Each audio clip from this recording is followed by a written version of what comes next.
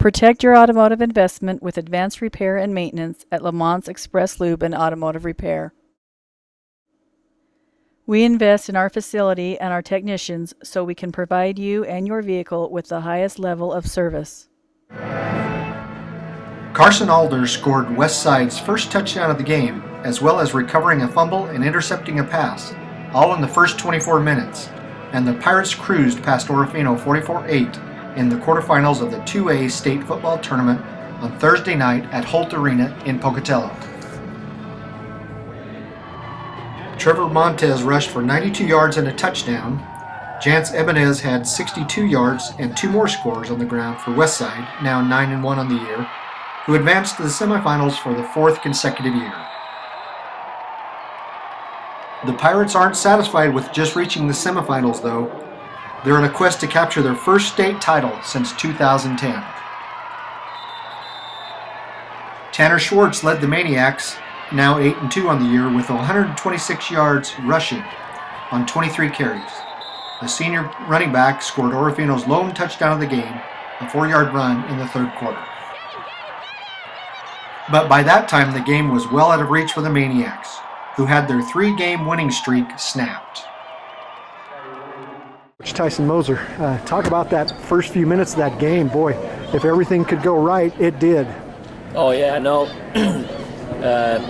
Orofino's a lot better team than that, so I feel bad for them. But yeah, everything that could have possibly went wrong for them did, and I guess that's good for us. But our kids capitalized on mistakes. That Orofino made mistakes, and our kids capitalized on them, and that's good teams. Off the fumble, it's not like they just laid it on the ground. You had a great shot by one of your players. I wasn't sure who it was, but no, I said that. Not all those mistakes were just on them. Our kids caused some of those mistakes too. We had 2 interceptions and that caused fumble rather than the opening kickoff. So no, I thought our defense did a great. Number one, talk about the overall performance of the team and reaching the semifinals. It's exciting to reach the semifinals, and I feel like Westside came out and we started out real fast, came out to dominate, and I feel like that's what we came out to do, and that's what we did. Asked for a better start, though. I mean, how crazy was that for Westside? It was crazy. 37 points in the first half was really good, and that's what we planned on doing, coming out and letting them know that we were here. Turnover right on the opening kickoff and kind of set the tone that way. How key was that to get the ball rolling? Oh, big time. It gave us momentum to do what we did in the first half, I think. Always talk about your offense, and when we do, we talk about the running backs, quarterback. But that line today, your guys were pretty clean, 2, 3, 4 yards deep in that defense before they got touched. Yeah, they offensive line did a great job. The Orofino has a huge team. We were outsized big time per player, and so I thought our offensive line did a great job firing off the ball, controlling the line of scrimmage. Yeah.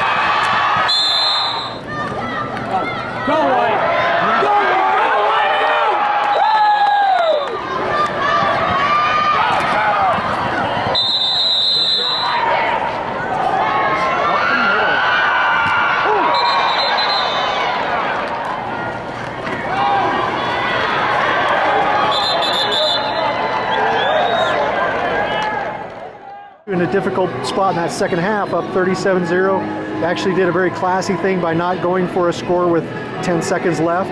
But then you got to keep your kids challenged in that second half, and they came out and scored, and you gave them a speech. What was that speech about? Yeah, that's hard to do. You play that well that first half, and it's just, you can yell at the kids all you want and tell them not to let up and not take it easy, but it's just natural when you're up that much to come out and play a little bit flat. So anyway, after they scored that touchdown, I just talked to them about character, and if you're going to be a championship team, you've got to be mentally tougher than that, and you've got to show some pride and character. Be a championship caliber team, you don't lose quarters. I don't care how far you're up. You just lost that. You better make up for it right now. Coming into the game, Orofino came in averaging just over 39 points a game, but Westside had allowed only 7.7 points per game against their last 4 opponents. Alder and Kobe Rollhold each intercepted a pass that led to a touchdown in the first half, while a second bad snap on a punt attempt led to another score for the opportunistic Pirates. Orofino finished the game with 140 yards of total offense, while Westside gained 321 on the night, including 226 on the ground. Westside now awaits the winner of Coal Valley and Firth. The Cougars handed the Pirates their only loss of the season. Firth again, a little rematch from not only this year but last year. Oh, absolutely. Love to see Firth again because we want to beat them, but we'll just take on whoever comes. Potentially next week you might see Firth again. You might see somebody else. What's your preference? You know, we just want to play. I think all of our kids would love to have a shot at Firth again. They beat us 3 times in a row.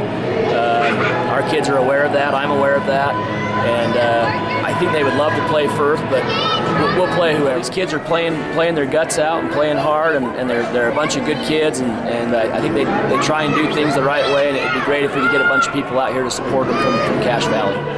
Make sure and watch for updates on how Westside does on PrestonCitizen.com and Facebook.com/PrestonCitizen. Reporting for The Citizen, this is Greg Madsen. We're proud of our reputation for honest service. Please contact us today for information or service. Mention this ad for 10% off labor.